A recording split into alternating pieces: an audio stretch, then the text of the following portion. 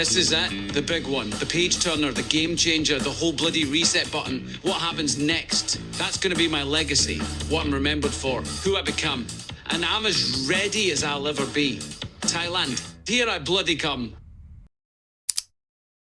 Hey there everybody, last weekend we had the opportunity to sit down and chat with Cheyne Logan, who recently created his first ever AI film. This same AI film, Pattaya Hero, actually won an award in an international film festival, so that is a huge accomplishment. Congratulations to Cheyne. Also at the same film festival, they'll be screening and premiering his Pattaya Hero 2 movie, which is basically, a follow-on movie from Pattaya Hero 1.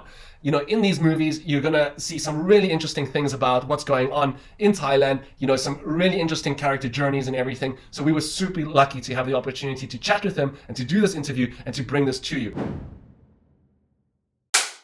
What exactly do you want me to tell you? The nightlife here is hectic. Yeah, the budget's blown wide open, but you can spend over $200 a night back home and never even catch a smile. Here, let's just say I'm getting a lot more than smiles by the time I call it a night. A lot of that has to do with that raw attraction that anybody can go down there and become Tommy Lee on a very small budget.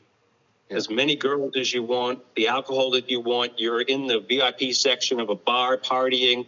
Everybody's treating you like you're the most handsome, rich person on the planet. It's definitely messes with people's heads. To experience, it's like, you fly first class and then you've got to go back to coach.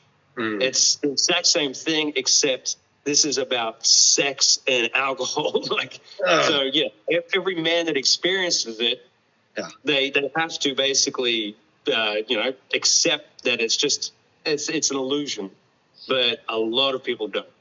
Who can deny that truth when here I am, in Thailand, drunk, full, and getting my balls emptied before sleep every goddamn night? So take your advice and warnings and critiques and suggestions, and shove them up your TV dinner, cardigan-wearing, fat, fanny-chasing, meaningless existences. Because unlike you, I'm living the bloody dream, mate. Actually, a big part of the movie was just the denial of inside himself, of not being honest with himself about what was going on around him, and there were just so many of those beautiful moments, and I think that people can convince themselves. You're right. So, how did you actually think of doing that? Because that denial part, yeah, you hear this story 100 times when you're living here. Every second person that moves to Pattaya goes through that experience, just depending on the extent of how far down the rabbit hole they go. Yeah. And that's it. It is very much a rabbit hole, and it is about how far you go down that thing. And I think one of the moments that's very funny is what's happening again. He's like, right. So he's now basically a local in Thailand, in Pattaya. And now he's like meeting other foreigners who are arriving, and he's saying they're not that interesting and stuff like that. So that's probably what he was like when he first arrived, telling the story is actually not that interesting. And then what was the moment where he's like, what do you think I am, a fucking mug? I think that's about him buying drinks for all the girls, or was that for him buying drinks for all the foreigners? I can't remember now. That was for him buying drinks for all the girls. But if you go back to chapter 2, when he was buying drinks for all the girls and throwing money everywhere in that, he thought he was, like the king. He was the god of Pattaya. But then it just comes full circle where he's just like, I realize that they don't give a shit, Replace me with any other man on earth doing the same thing and they'll get the same attention. So... yeah.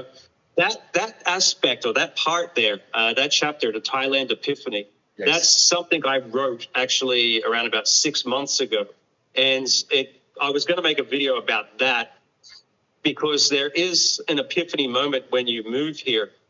And I'm pretty sure most countries have it when any foreigner moves overseas, where you go through this kind of love affair initially with the country. And everything is perfect. Everybody you meet is amazing. Everybody's happy in that. And then you start to blend in and become part of, the daily society. But then you realize, wait a minute, you know, it's wearing off. People don't give a shit anymore. You were never special. It was just a case of, it was an optimism that people were feeding off around you, and then you were feeding off as well. And then people can choose to go down a negative spiral, or they can improve themselves in their integration into the society. And I think you find that in every country where you have expats. People will go down a negative cycle and they'll hate the locals, but they'll live there because they like certain aspects of the country. But then there'll be other people who will, you know, make friends with the local people, you know, learn the language, all that type of stuff, etc. Yeah. Yeah, I think I don't want to give away the ending at all, but just that whole journey and down that rabbit hole, that's I think you know, in some way or another, a lot of people can relate to just, you know, how, you know, can lose self-control and end up in a situation that you would never have thought that you could have ended up in, but you just do. And then, like you said, you know, it's time to make a decision. How far do you go down that rabbit hole before you pull yourself out? Something's gone wrong. The invincibility cloak came off and it's messing with my senses. Am I not rich? Am I not handsome? Am I not a god? Maybe it stemmed from what's becoming a bit of an alcohol problem. Maybe it's from the depleting financial situation that can't be ignored anymore. Maybe it's from the fight with my missus. Maybe it was the fight with my missus about the financial situation during one of my nights of excess drinking. Difficult to tell. Either way, the Thailand epiphany fucking sucks. It's like opening your eyes for the first time, a true blessing and a curse. Suddenly Thai people aren't as friendly as I remember them being. There's always some financial motive behind every interaction. And the places I enjoyed going to aren't as warm or inviting anymore. That previous feeling of unconditional welcoming feels paper thin since telling them to back off with the requests. I ain't buying every chick in the bar a drink anymore. Do I look like a fucking mug? Suddenly things that didn't bother me are starting to piss me off. Like when I pay more because I'm a foreigner, or can't even get a side glance from a lass without being asked to pull out my wallet, or having to feign interest in bullshit from other foreigners. They're really not as interesting as they think they are. I don't think I've changed my mindset though. I'm still a happy-go-lucky chap who loves Thailand. It's everyone else that's the problem. Everyone around me is fake. The foreigners I meet are straight up wankers. The girls, fucking skits. Yeah, and I know what you're thinking. Maybe if I did some careful introspection, I'd realise I never actually gave anyone a reason to think highly of me. Maybe I've only ever viewed people as tools here. Devices with only one purpose, to satiate whatever emotional need I had at the time. Desire, lust, ego, loneliness. But what exactly did they expect? A deep connection, heart to hearts, honesty? Get over yourself, mate. The only thing honest in Pattaya is money. Everything else is full of shite. What the fuck is going on? I've never felt so alone. And yet, no matter how dark, isolating or depressing it gets, nothing sets off the anxiety harder than the thought of packing a bag and then heading back to my old life again. You have a lot of talent, clearly. You know, Pattaya one was kind of just really, really right up there on top of like everything that we've seen. Storytelling, fantastic, you know, using the tools, the limitations in your own way, and then turning that into really a new style was just incredible how you managed to do that. You know, we can't wait to see what's happening with Pattaya 2. We are, you know, we're here to support you as Izsit. We would love to help you in whatever way that we can. Congratulations on winning the award. For tell us a bit about that award, actually. Thank you. But the person who is responsible, like in charge of the short film committee, was contacting me and, you know, saying like, how did you shoot this? What lens did you shoot this on? What camera did you use? And I'm like, I made it in my bedroom on my computer. He's like, I don't understand what you mean. Like, when you come down for the awards, can you explain what you're talking about? And like, there's a lot of people who just have absolutely no comprehension that this is being done. Just a dude with a keyboard making these films now. It's absolutely incredible. I wanted to ask you a bit about Pattaya 2 now. So Pattaya 2 is coming out. Without giving away too much, because I know that you haven't completed it yet, tell us a little bit about what's in store for us. You released a little bit of a trailer for it, telling us a bit about what's going on there. I think we might also post that one for people to see, to get a little bit of a taste of what's going on. But tell us a little bit about it. So the original Pattaya Hero was like photos, a lot of photos flicking through, and then the video for like six seconds or 7 seconds. And this one is just full video, and it's a full-on movie, basically. It's a short film. Everything that happens in it, it's so it's being made behind a computer, completely all with AI, all the voices, all the video, everything like that. And the story is set in the same universe.